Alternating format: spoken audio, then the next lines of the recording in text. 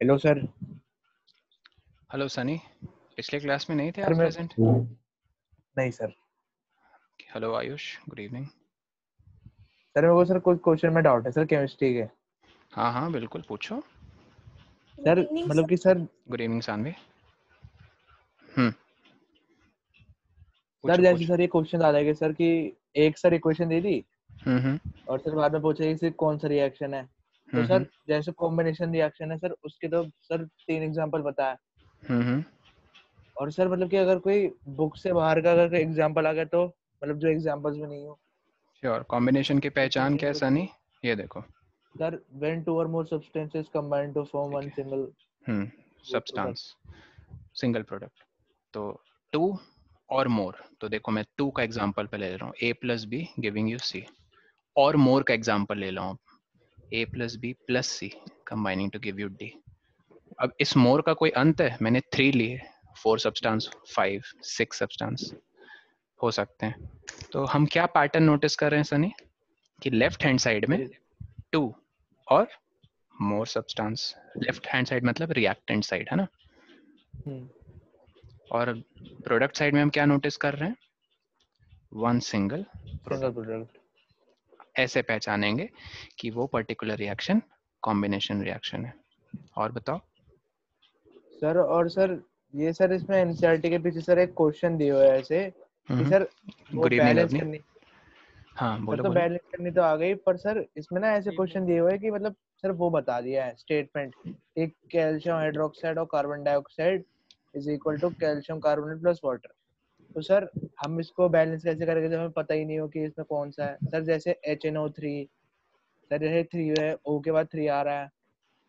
एक मिनट, तो सर ये जैसे कैसे पता एक पता मिनट, चलेगा। फिर से रिपीट करो, क्या रिएक्शन आपने बोला? कैल्शियम, हाइड्रोक्साइड ठीक है। फॉर्मूला लिख लोगे और पहले, ये कार्ब मैं बताना चाहता हूँ। कैल्शियम हाइड्रोक्साइड का फॉर्मूला लिख लोगे? अच्छा सर ये याद करने पड़ेंगे सारे। देखो, याद करने का दूसरा तरीका, आपको आयंस याद करने ही पड़ेंगे। आयंस, आयंस दो तरह के होते हैं सनी, कैटायंस और एनायंस। ठीक है, जैसे कैल्शियम 2+। अगर ये याद नहीं कर पा रहे हो तो ये याद कर लो कि कैल्शियम की वैलेंसी होती है 2। क्यों? 9 क्लास में पढ़ा था, अगर आपने ध्यान करो, के एलिमेंट फॉर्म में कैल्शियम का एटॉमिक नंबर है 20। तो अब 20 को जब के एलिमेंट फॉर्म में लिखोगे तो 2882 ऐसे लिखोगे ना। याद आया? एम शेल फर्स्ट क्लास में हमने डिस्कस किया था, एम शेल की कितनी होती कैपेसिटी सनी बताओ? सर डिपेंड होता है सर। किस पे? सर 2n, 10 2n स्क्वायर पे डिपेंड मतलब होता कि है ना। आप चीजें मत भूलो ना। The 2n eight. नहीं भाई, 18 होता है। m का क्या नंबर है? n। m शेल के लिए n की कितनी वैल्यू होती है? स्मॉल n 3 ना। k के लिए स्मॉल n होता है 1, l के लिए होता है स्मॉल n 2। 2n स्क्वायर में पुट करते जाओ, पता चलेगा कि k शेल की कैपेसिटी है 2, l शेल की है 8, m शेल की है 18। तो मैंने फर्स्ट क्लास में बताया था, याद करो, कि ऐसे अरेंज होते हैं। 2,8 एक्चुअली मैंने बताया था, 2,8,8, बट हम यहाँ पे 8,2 लिख रहे हैं। क्यों सर? क्यों? क्योंकि इससे हमें ये पता चल रहा है कि उसकी जो आउटर मोस्ट शेल जो कि m है, ऑफ कोर्स m के भी सबसे आउटर मोस्ट शेल में 2 इलेक्ट्रॉन्स बच रहे हैं, तो इसका ऑक्टेट नहीं पूरा हो पा रहा है। तो it will give off, it will lose these 2 electrons to achieve its octet. That is why इसकी वैलेंसी कितनी होती है सनी? 2। ये तो मैंने पूरी 2। डिटेल में बताया, लेकिन आप अगर सीधा ऐसे याद रख लो तो सिंपल है। अगर आप के एलिमेंट फॉर्म आपको पता है ना, तो ट्रस्ट मी, आप फर्स्ट 20 एलिमेंट्स के ऐसे बैठे बैठे निकाल लोगे वैलेंसी, अगर याद भी नहीं किए तो। ठीक है, तो Ca की वैलेंसी है 2, हाइड्रोक्साइड की वैलेंसी होती है 1। ये कैटायन होता है, ये एनायन होता है। क्रिस क्रॉस मेथड याद है? हाँ सर। ठीक है, क्रिस क्रॉस मेथड से हमें पता चल गया कैल्शियम हाइड्रोक्साइड का फॉर्मूला। ठीक है, ये किससे रिएक्ट हो रहा है क्या Sunny, calcium hydroxide? Sir carbon dioxide. CO2। ठीक है। CO2. हाँ, आपको याद करना पड़ेगा ये रिएक्शन, कि जब आप सर कार्बन डाइऑक्साइड CO2 से रिएक्ट होगा ना ये, और याद करोगे, उसके लिए थोड़ी मोटिवेशन चाहिए, इंस्पिरेशन चाहिए। तो उसके लिए मैंने एक शॉर्ट सी स्टोरी बताई थी, याद करो, कि CaOH2, this is also known by the name of slaked lime. क्या कहते हैं इसको, स्लेट लाइम। जब हम कैल्शियम ऑक्साइड को पानी में मिलाते हैं ना सनी, तो हमें कैल्शियम हाइड्रोक्साइड की सॉल्यूशन मिलती है। ये एक सॉल्यूशन पता है आपको, रिएक्शन कॉम्बिनेशन रिएक्शन का एग्जांपल है। इसे कहते हैं चूना पत्थर। जब इसको पानी में डालते हो ना, बहुत जल्दी ये डिसॉल्व होकर बहुत ज्यादा अमाउंट ऑफ हीट जनरेट होती है, प्लस हीट।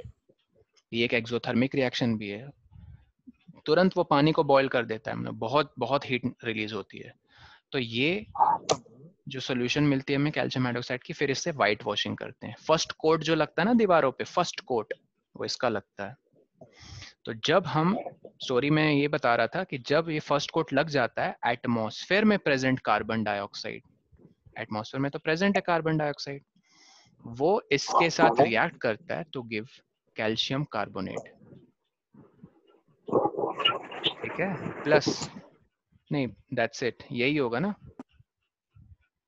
प्रोडक्ट में, और कुछ है? हाँ, कैल्शियम ऑक्साइड और अगर कार्बन डाइऑक्साइड रिएक्ट करेंगे तो क्या बनेगा? फिर से बोलो सनी, एक मिनट म्यूट कर रहा हूँ। हाँ अब बोलो अपाचे,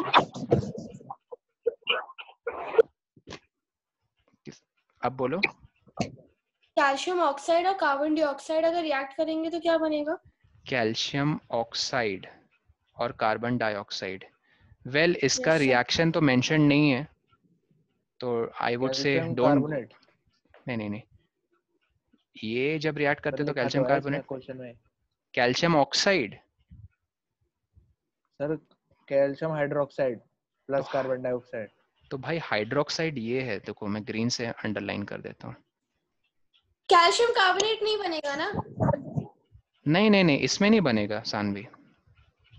वो टेस्ट था ना, तो वो शायद मुझे लगा गलत लिख दिया मैंने। नहीं, इसमें कैल्शियम कार्बोनेट नहीं बनेगा ना। कैल्शियम और फेरिक कार्बोनेट, ऑक्साइड का कलर क्या होता है? फेरिक ऑक्साइड में, उसका कलर क्या होता है? फेरिक ऑक्साइड का हाँ,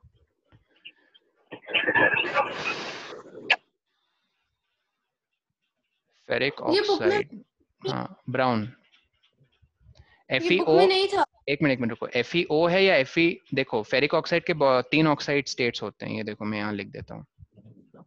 ऐसा कुछ लिखा नहीं है, क्वेश्चन ये था when the ferrous sulfate is heated strong it undergoes decomposition to form ferric oxide as a main product एक minute, accompanied with change in color. तुम्हारी आवाज बहुत ये आ रही है, can you right that in the chat? Anshuman एक minute, मैं mute कर रहा हूँ आपको, आपके वहां से आवाज आ रही थी बैकग्राउंड से। हाँ सानवी अब बोलो। व्हेन तो फेरिक, क्वेश्चन ये था when ferrous sulfate is heated strongly it undergoes decomposition to form ferric oxide as a main product accompanied by a change in color from A blue to green, B green to blue, C green to brown, D green to yellow. अच्छा, तो आपको ferrous sulphate का colour पता होना चाहिए और ferric oxide का colour पता होना चाहिए। हाँ, ठीक है। एक्चुअली देखो फेरिक ऑक्साइड जो है Fe2O3, उसका कलर तो ब्राउन होता है, रेडिश ब्राउन। तो ब्राउन है ऑप्शन में? हाँ, रेड है या नहीं, ब्राउन है, ये बताओ। ब्राउन है। हाँ, कभी कभी रेडिश ब्राउन भी बोल देते हैं, याद रखना, तो कंफ्यूज मत होना, ठीक है। तो सिर्फ एक ही ऑप्शन में है ब्राउन, हाँ, तो बस वही आपका हाँ, हिंट है कि फेरिक ऑक्साइड एक रस्ट, उसी को रस्ट बोलते हैं, एक रस्ट क्या, उसी को रस्ट कहते हैं, ऑक्सीडाइज्ड फॉर्म ऑफ आयरन है। एक मिनट यहाँ लिख देता हूँ। गलत हो गया। टू ब्राउन होगा। हाँ, तो मुझे तो ब्राउन से हिंट मिल गया। तो फर्स्ट में क्या कलर लिखा है ब्राउन से पहले? ग्रीन। तो इससे ये पता Green. चला कि ग्रीन किसका कलर है, फेरस सल्फेट। गलत हो गया। तो इसमें देखो ना दिमाग मैंने कैसे लगाया, आगे से याद रखो कि ब्राउन मुझे कलर किसका याद है, किसका होता है, ऑक्सीडाइज्ड फॉर्म ऑफ, फेरस, हाँ, ऑक्सीडाइज्ड फॉर्म ऑफ आयरन या Fe। ठीक है, कोई बात नहीं, ऐसे सीखो, will get to know things more clearly. चलो अरे कलर से भी आएगा सर? बिल्कुल, कलर से एकदम टॉर्चर कर सकते हैं स्टूडेंट्स को। टाइप्स ऑफ तो रिएक्शन, 5 क्वेश्चन 10 में से कलर्स पे। अरे ऐसे क्वेश्चन 4-4 मार्क्स के आते हैं कि a compound named X when reacted with carbon dioxide gives Y and that Y is heated gives another compound Z. ठीक है, first question identify X, Y, Z. Second question when Y is reacted with, let's say, acid, what are the products formed? Third question, what is the color change from, let's say, Y to Z? तो color, reaction, ठीक है, किसका किसके साथ reaction होकर क्या product form होता है, तो इसमें घबराना नहीं है। वो वही मैं बार बार बोल रहा हूँ, घबराना नहीं है, वो वही इक्वेशन पूछेंगे जो एनसीईआरटी में मेंशन्ड है। Don't go out of the book, trust me, don't, necessary नहीं है। एक एक रिएक्शन को ध्यान से पढ़ो, उसका कलर लिखते चले जाओ, रिएक्शन को याद रखो कि कंपाउंड इस नए कंपाउंड से रिएक्ट होके ये प्रोडक्ट देता है, कलर चेंज हो गया, और टाइप याद रखो, टाइप मतलब एक्सो है, एंडो है, डिकम्पोजिशन है, कॉम्बिनेशन है, रिकॉम्बिनेशन है, ठीक है, रिडक्शन है, ऑक्सीडेशन है। ओके, बस यही करना है इस चैप्टर में भी और मेटल्स नॉन मेटल्स में भी ज्यादातर, और तो बहुत सारी चीजें मेटल्स नॉन मेटल्स में। वैसे सर एग्जाम में सर किस टाइप के क्वेश्चन आएंगे सर? बैलेंस करने के आएंगे, डेफिनेशन बैलेंस के भी आ सकते हैं, और वो 1 नंबर के क्वेश्चन पूछ सकते हैं ना। हाँ बोलो सर। आईएलसी में कैसे आएगा मतलब? आईएलसी में अभी जो टेस्ट होगा वो तो मैं बनाऊंगा, क्विज होगा एक्चुअली, ठीक है, एक इंटरैक्टिव क्विज होगा। टाइम पे पहुंच जाना बेटा सब लोग, ठीक है। एक क्विज होगा अपनी, ये नहीं कि एकदम 1 घंटे 2 घंटे टाइप से मिलेगा, नहीं, मुश्किल से आई थिंक 45 मिनट्स का मैं करवाऊंगा। तो 45 मिनट्स में सारे अपने ऑप्शंस क्लिक करके, तो टीम होगी? टीम नहीं, इंडिविजुअल होगा यार। आपको लास्ट में मिल जाएगा कि इसकी ये स्टैंडिंग है, इसने इतना पॉइंट स्कोर किया, फिर you will actually get to know the result.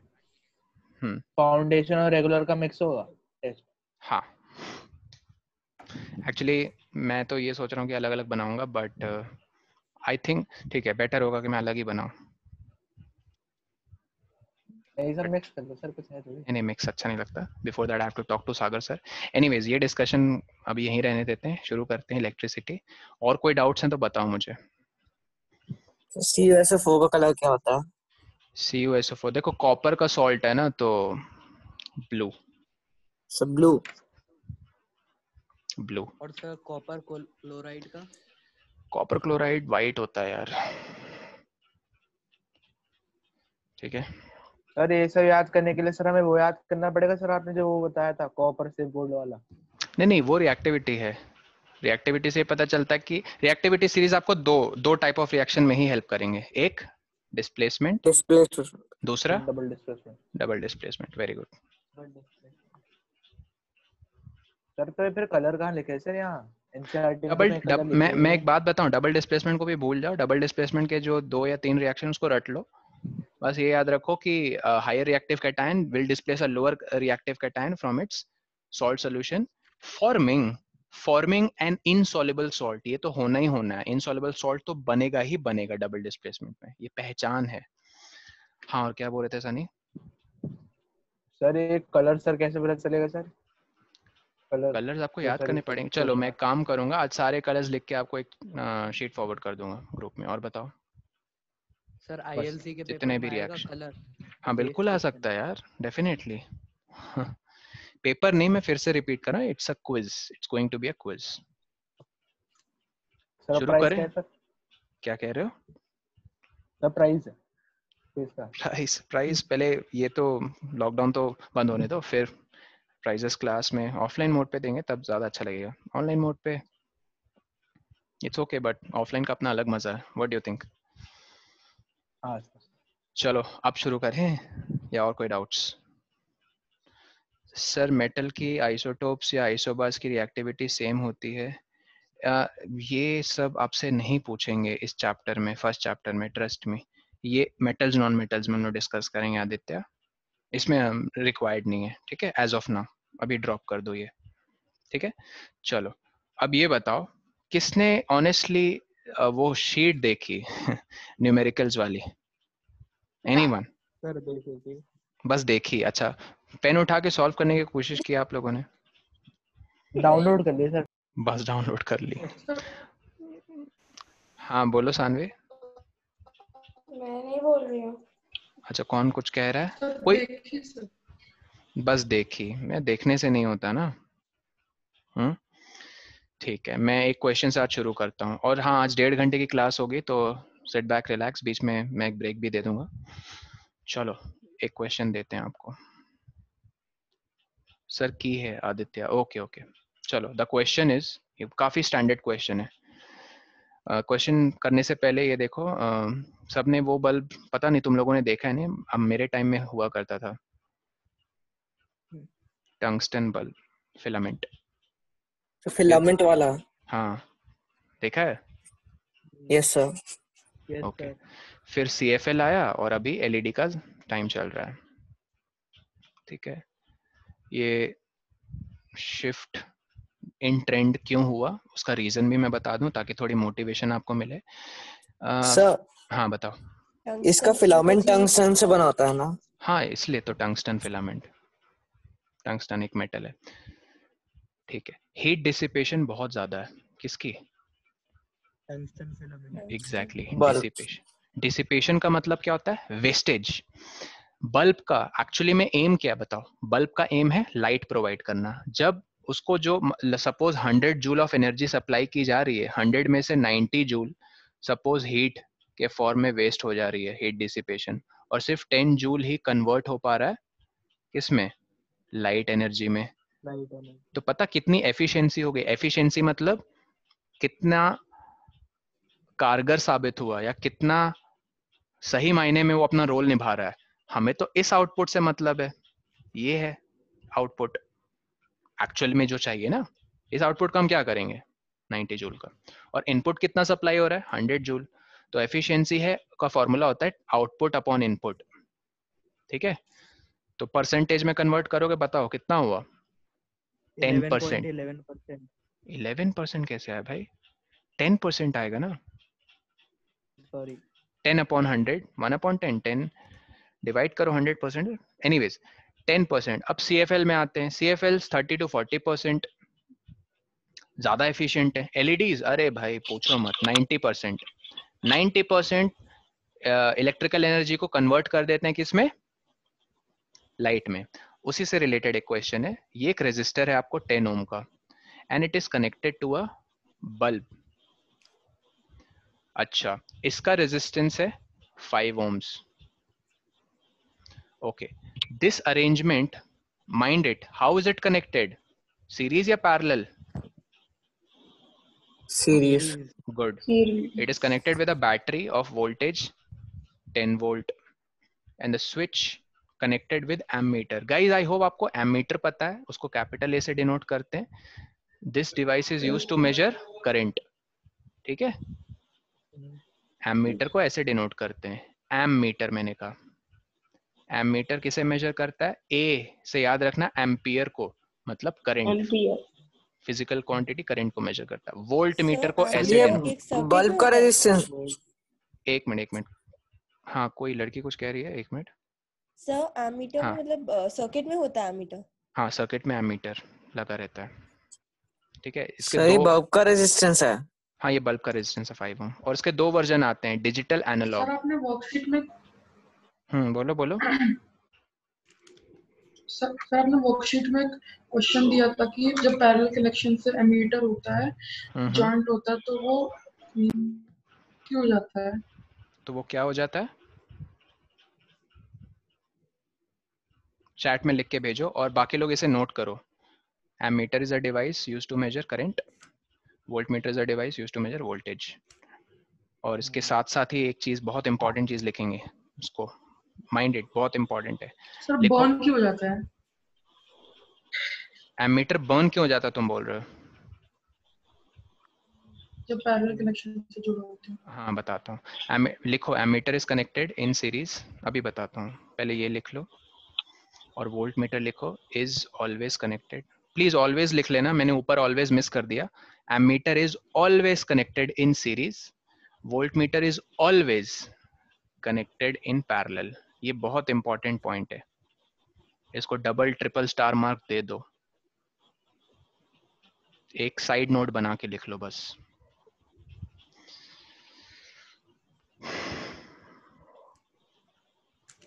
लिख लिया सबने? नहीं सर। थोड़ा जल्दी।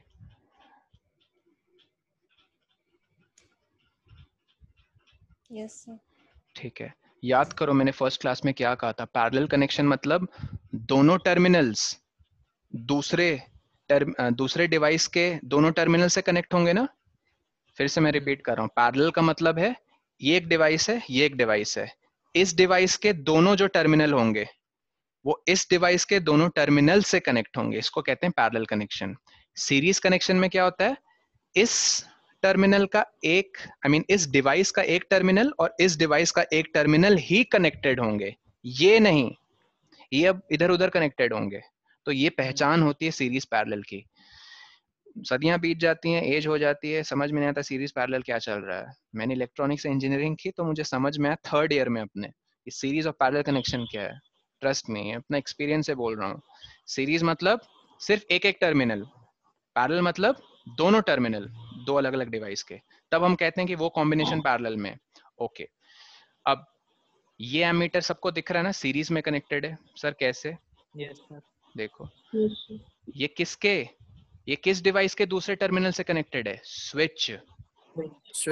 हर एक चीज सर्किट में कंपोनेंट कहलाती है। क्या कहलाती है? कंपोनेंट। और हर कंपोनेंट के दो टर्मिनल होते हैं। और एमीटर का दूसरा टर्मिनल किससे कनेक्टेड है? बल्ब। Very good. तो हम क्या कहेंगे? Ammeter is in series with bulb, ammeter is in series with switch. Cool. And switch is in series with battery. Battery is in series with 10 ohms. 10 ohm is in series with 5 ohm. Basically, all of them are connected in series. All of them are connected in series. Clear? ठीक। अब यहाँ जो आपने ये point लिखा, ammeter is connected in series, यहाँ arrow mark निकाल के लिख लो। आइडियल एमीटर, इस पे एक मार्क का क्वेश्चन पूछते हैं बोर्ड में। जो पॉइंट अभी आदित्य पूछ रहा है उसको मैं क्लैरिफाई इसी को समझाते हुए करूंगा। लिखो ideal ammeter has zero resistance, और यहाँ एक एरो मार्क निकाल के लिखो वोल्ट मीटर में कि आइडियल वोल्ट मीटर, ये बहुत इंपॉर्टेंट पॉइंट लिख रहे हैं। Ideal volt meter has infinite resistance. लिख लिया सबने? हाँ सर। ये सारे पॉइंट्स सबने लिखने हैं पैरेलली, कुछ किसी का मिस नहीं होना चाहिए। आज की क्लास वाकई बहुत इंपॉर्टेंट। ठीक है, उसके बाद नेक्स्ट, ये आइडियल केस बताने से पहले देख लो जीरो रेजिस्टेंस और इनफाइनाइट रेजिस्टेंस किसे कहते हैं। जीरो रेजिस्टेंस मतलब शॉर्ट सर्किट। क्या होता है? Short circuit. सबसे बेस्ट एग्जांपल है जीरो रेजिस्टेंस का क्लोज्ड स्विच। क्या एग्जांपल है सर? Closed switch. जब स्विच क्लोज होती है तो कोई रेजिस्टेंस ऑफर नहीं करती है करंट को, ठीक है। और ओपन स्विच फिर किसका एग्जांपल हो जाएगी? Infinite resistance. अरे ओपन थोड़ी हवा में ट्रैवल करके जाएगा करंट, नहीं। करंट को हमेशा ट्रैवल करने के लिए क्या चाहिए? कंडक्टर चाहिए। Air is not a good conductor of electricity. तो जीरो रेजिस्टेंस और इनफाइनाइट रेजिस्टेंस क्लियर है सबको? Yes sir. Okay cool. जब ये क्लियर है, ये अरेंजमेंट एक देखो, ये जो मैंने डायग्राम बनाया था। एमीटर को मैंने क्या कहा? आइडियल एमीटर होता है जीरो रेजिस्टेंस। तो क्या सर मैं इस एमीटर को ऐसे कट करके यहाँ पे एक ऐसे शॉर्ट सर्किट बना सकता हूँ? शॉर्ट सर्किट समझ रहे हो? मैंने एक वायर उस तरफ कनेक्ट कर दी, बस बीच में एमीटर को स्किप कर दिया। कर सकता हूँ ना भाई? कितने लोग नहीं समझे? हाथ खड़े करो। सर फिर लगाए क्यों था? बता रहा हूँ क्यों लगाया था। ओके, जिन्होंने नहीं समझा फिर से ये देखो, ठीक है।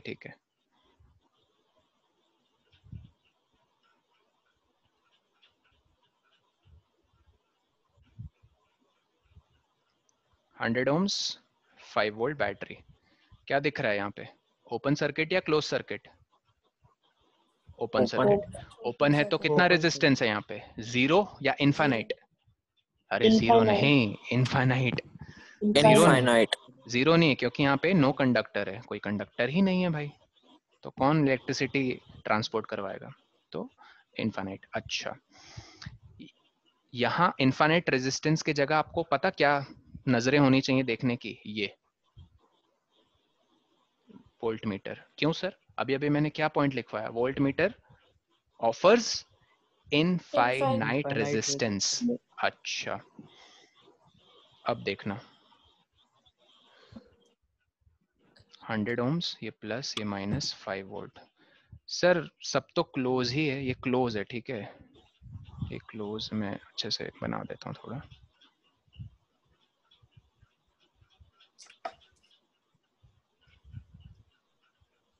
सर सब तो क्लोज ही है, तो एमीटर कहीं भी बना देंगे।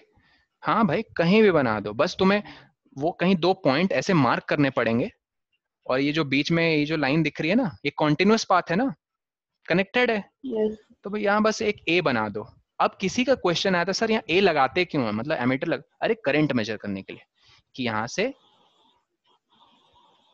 दूसरे की तरफ, दूसरे डायरेक्शन की तरफ, मतलब पॉइंट एक्स में आ रहा है ना, एंटर कर रहा है करंट, पॉइंट वाई से लीव कर रहा है, तो हम बस मेजर करने के लिए कि कितना करंट उसके थ्रू गया, थ्रू, तो मैंने टर्मिनोलॉजी लिखवाए थे, करंट में थ्रू यूज करेंगे और वोल्टेज में अक्रॉस यूज करेंगे, याद है? ठीक है, अब ये जो प्लेसमेंट है ना वोल्ट मीटर की, बड़ी ही गलत प्लेसमेंट है। सर हम वोल्टेज अक्रॉस मेजर करते हैं, तो ये तो आप थ्रू लगाया है वोल्ट मीटर, बहुत गंदी प्लेसमेंट कर दी। हाँ, तो सर वोल्ट मीटर को एक्चुअली ऐसे लगाते हैं, ये देखना आप ध्यान से, ये है अच्छी वाली प्लेसमेंट। तो सर वहां प्लीज वोल्ट मीटर को इरेज करो, मेरे को कंफ्यूजन हो रही है, लो कर देते हैं ताकि आप कंफ्यूज ना हो। तो मैं यहाँ पे अच्छा सा एक circuit with a closed switch बना देता हूँ, ये क्लोज्ड स्विच है, याद रखना। तो देखो मैंने वोल्ट मीटर कैसे लगाया, 100 ओम के अक्रॉस लगाया, अक्रॉस, ताकि वो वोल्टेज मेजर करे। किसके अक्रॉस करेगा वो वोल्ट मीटर मेजर वोल्टेज? 100 ओम के अक्रॉस। अरे 100 है, 10 नहीं है। ये बेसिक चीजें समझ में आई। अब ये क्वेश्चन में आपको फाइंड करना है, ये आई होप डायग्राम बनाया सबने, ये डायग्राम, इसे इग्नोर अभी करो, ठीक है। तो यू हैव टू फाइंड, जल्दी you have to find this current I, you have to find current I, and also ये येलो येलो दिख रहा है आप लोगों को वोल्ट मीटर एक? Yes, sir. हाँ, you also have to find V। क्या मैं कह सकता हूँ ये V जो वोल्टेज है is same as a voltage across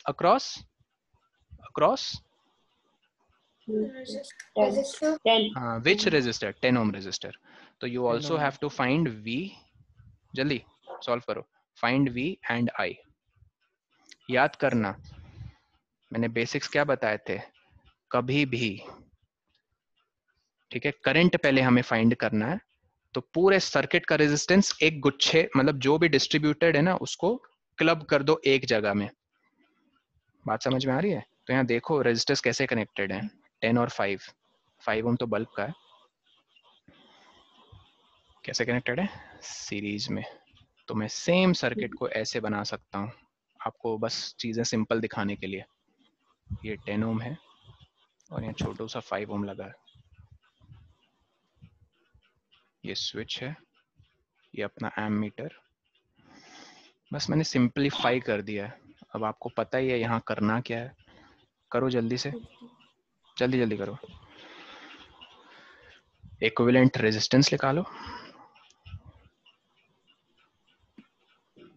सब लोग जब निकाल लोगे तो मुझे बताओ, वैल्यू तो पता ही है सबको।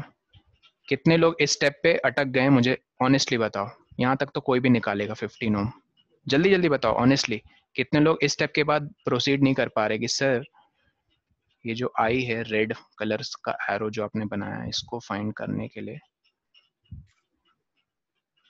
ठीक है, ओके। देखो बहुत सिंपल है, अब बेसिक्स क्लियर करो। क्या मैंने बताया था आइडियल एमीटर कैसे बिहेव करता है, बताओ जल्दी, कैसे बिहेव करता है आइडियल एमीटर? जीरो रेजिस्टेंस को क्या कहते हैं? Short circuit. दोनों नाम याद रखो, शॉर्ट सर्किट। तो लो मैंने एक लाइन खींच दी, 1 मिनट के लिए भूल जाओ मीटर को, ठीक है। ये स्विच ऑफ कोर्स क्लोज होगी। अरे भाई ये सर्किट क्लोज होगा तभी तो आई फ्लो करेगा। अगर मान लो 2.3 1 मिनट आते हैं उस चीज पे। अब एक बात बताओ, आप बताओ प्राची, प्राची हेलो, हाँ प्राची आप बताओ, अगर ये स्विच क्लोज नहीं है तो ये करंट की वैल्यू कितनी होगी, जल्दी बताओ। मैं कह रहा हूँ ये स्विच ओपन है, करंट की वैल्यू कितनी होगी?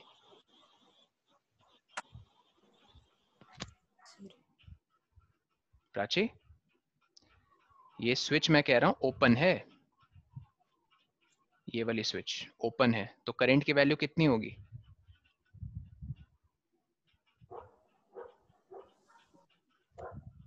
किसने हैंड रेस किया है? आयुष, अच्छा आप बताओ दिशा, अगर स्विच ओपन है तो करंट की वैल्यू, ये आई की वैल्यू कितनी होगी? सर फ्लो नहीं होगा तो 0 होगा। Very good, 0। अरे भाई सर्किट ओपन हो गया ना प्राची, ये सर्किट ओपन हो गया, मतलब ये देखो ओपन हो गया, इसका मतलब क्या है? इसका ये मतलब है कि यहाँ पे गैप आ गया, ये देखो गैप आ गया, मतलब यहाँ पे एयर है, एयर थोड़ी अलाउ करेगी। बात समझ में आई? तो करंट 0। 3 कंडीशंस होती हैं सर्किट को पूरा करने के लिए, क्लोज सर्किट, कंडक्टर होना चाहिए और सोर्स ऑफ इलेक्ट्रिसिटी। चलो अब 15 ओम और 10 ओम बताओ, ये एक वोल्टेज सोर्स, अब ध्यान से समझना, ये पूरी की पूरी वोल्टेज सोर्स कैसे कनेक्टेड है 15 ओम से? कैसे कनेक्टेड है? सीरीज या पैरेलल? हाँ सीरीज। सब के सब, बहुत पकड़ के मारूंगा तुम लोग को मैं। अरे मेरे भाई पैरेलल है, क्यों समझो, ये एक टर्मिनल है ऑरेंज टर्मिनल, किसका? बैटरी का। ये दूसरा टर्मिनल है रेड टर्मिनल, किसका? रेजिस्टेंस सर का। रजिस्टर का एक स्विच से कनेक्टेड है और एक बैटरी से, मेरे इसलिए भाई, पैरेलल है। मेरे भाई स्विच तो क्लोज है, क्लोज है इसका मतलब उसको कैसे एलिमिनेट करोगे? एक सीधी लाइन से। मैंने हटा दी ना स्विच, एमीटर भी तो हटा दिया कंफ्यूजन दूर करने के लिए, वही तो मैं कहना चाह रहा हूँ। तो दूसरा टर्मिनल देखो पर्पल रेजिस्टर का, और दूसरा टर्मिनल पिंक बैटरी का। क्या ये टर्मिनोलॉजी नहीं हो रही फॉलो? पैरेलल मतलब इसके दो और इसके दूसरे के दो कनेक्टेड होंगे आपस में क्या पैरेलल में नहीं अच्छा कनेक्टेड है बैटरी रेजिस्टेंस के? सीरीज में नहीं है भाई। मैं पूरी कंफ्यूज हो गई हूँ अब। प्लीज देखो कितनी छोटी सी चीज है, इसी को समझना है, सीरीज पैरेलल पूरा क्लियर हो जाएगा। सानवी समझ में आया? और बाकी सबको? थोड़ा सा। थोड़ा थोड़ा क्यों यार, ये देखो इधर देखो, दिशा नहीं, ओके ये देखो,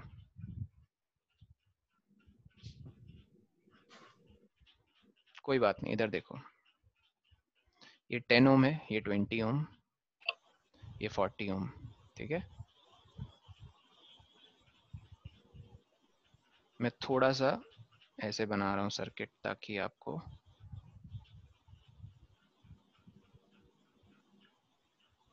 थोड़ा समझ में आए कि चल क्या रहा है। ये स्विच है, मैं लिख दे रहा हूँ ये ओपन स्विच, ताकि कंफ्यूजन ना रहे आपको, ठीक है। ध्यान से देखना, एमीटर मैंने कहाँ लगाया? यहाँ पे लगाया। ध्यान से देखना, यहाँ 2 वोल्टेज सोर्स मैंने बनाए, एक ये ऑरेंज में और एक ये ग्रीन में। ध्यान से देखो, मैंने स्विच के नीचे क्या लिखा है? ओपन लिखा है। ओपन मतलब हाँ यहाँ पे गैप जीरो है, करंट है। 0 करंट। ये तो एकदम फाइनल बात, एकदम 100% सही है कि ये अपना करंट नहीं रिलीज करेगी ये बैटरी सोर्स। क्यों? क्योंकि भाई एग्जैक्टली इस जीरो है। रिटर्निंग पाथ है ही नहीं, रिटर्निंग पाथ घंटा है ही नहीं इसको कनेक्टेड, तो कहां से करंट पॉजिटिव से निकलेगा भी? अगर डिवाइड हो गया तो रिटर्निंग पाथ ही नहीं है उसका, ठीक है, पहली बात। अब देखो ये जो वोल्टेज सोर्स है कैसे कनेक्टेड है 40 ओम के साथ, बताओ सीरीज में या पैरेलल में? तुम्हें ये समझ में आ रहा है? हाँ तुम लोगों को ये समझ में आ रहा है, लेकिन यही डायग्राम मैंने ऐसे क्या बना दिया, सबकी हवा टाइट हो गई। मैं इतनी लंबी लाइन बना रहा हूँ, लो लो इतनी लंबी लाइन, अरे इस लाइन को छोटी कर रहा हूँ आस्ते आस्ते, लो ये रेड लाइन, लो ये पर्पल लाइन, लो ये येलो लाइन, लो ये ब्लू लाइन। अब खुशी मिल गई, ये ब्लू लाइन और ये मैजेंटा लाइन। अब थोड़ा अच्छा दिख रहा है। अरे भाई फिजिक्स में खासकर इलेक्ट्रिसिटी चैप्टर में ये लाइन का मतलब क्या होता है? कंडक्टर। लाइन का मतलब क्या होता है? कंडक्टर। और हम कैसा कंडक्टर लेते हैं? Ideal conductor. आइडल कंडक्टर का रेजिस्टेंस कितना होता है? 0। तुम कितनी भी लंबी तार बना दो, करंट को घंटा कुछ असर नहीं पड़ने वाला, उसके लिए 0 रेजिस्टेंस है, वो हंसी खुशी जाएगा। 0 रेजिस्टेंस में तो हंस खेल के वो जाता है कि वो तो उतावला होता है कि 0 रेजिस्टेंस मुझे मिले, मैं वहीं से जाऊंगा। वो नहीं जाना चाहता है, उसको रेजिस्टेंस वाला पाथ मिलेगा ना। ये देखो, ये एक 1 ओम है, ये एक 100 ओम है। चलो 100 क्या 1000 ले लेते हैं। ये एक बैटरी सोर्स है, ये एकदम क्लोज सर्किट है, मस्त वाला 50 वोल्ट। क्लोज है पूरा सर्किट, कोई डाउट? पूरा क्लोज है ना। ये देखो करंट निकलेगा आई पिंक, और वापस भी उतना ही करंट आएगा। लेकिन देखो इस नोड पे क्या होगा, इस ऑरेंज नोड में ये आई करंट डिवाइड हो जाएगा। हाँ सर बिल्कुल, I1 और I2 में। तुम्हें पता है I1 और I2 में कौन सा करंट ज्यादा होगा? कोई गेस कर सकता है? By just looking at the values of resistance. I2। Very good, I2 ज्यादा होगा। क्यों? क्योंकि उसको लीस्ट रेजिस्टेंस वाला पाथ मिला। उसका रेजिस्टेंस कम है। इस पाथ का देखो, इस पाथ को मैं हाईलाइट कर रहा हूँ ब्लू कलर में। इस पाथ का रेजिस्टेंस सिर्फ 1 ओम है। ज्यादा से ज्यादा करंट इस पाथ से जाएगा। और अगर तुम देखना चाहते हो ना कितना ज्यादा, देखो मैं कैसे सॉल्व कर रहा हूँ इस क्वेश्चन को। 1000 और 1 ओम कैसे कनेक्टेड हैं? पैरेलल में कनेक्टेड है। ठीक है, चलो मैं एक काम करता हूँ, इससे बाई 2 होगा ना।